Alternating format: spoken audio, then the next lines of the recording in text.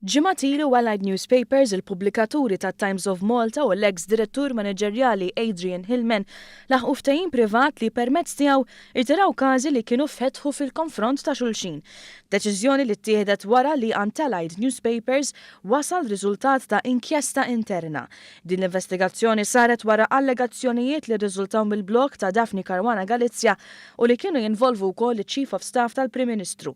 Wara l-ftehim, Keith Schembri reaġixxa u qal li fid-dawl l-allegazzjonijiet li kienu saru kienu jinkludu kumpaniji li huma parti mill-grupp tiegħu u jilqa l-aħbar b'sodisfazzjon u żied li dan il-ftehim jindika li ma kienx hemm l-affarijiet ħżiena li kienu allegati. Appella wkoll biex l-inkjesta tkun ippubblikata, xi ħaġa li ma saritx sal-lum. F'konferenza tal-aħbarijiet fejn kien titkellem dwar trasparenza, staqsejna dwar dan lil viċi kap tal-Partit Nazzjonalista Mario De Marco.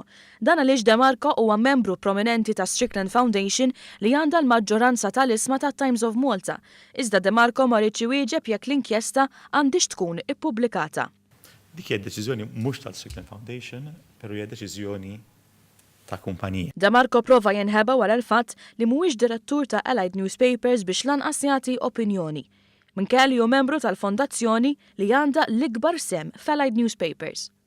Allied Newspapers hija kumpanija separata, jiminix direttur fuq l-Allied Newspapers, jiminix uffiċjal fuq l-Allied Newspapers, għal deċiżjoni hija waħda totalment kummerċjali ta' kumpanija privata. Dan kien każ ieħor minn sensiela fejn irriżulta li allegazzjonijiet sfumaw fix-xejn.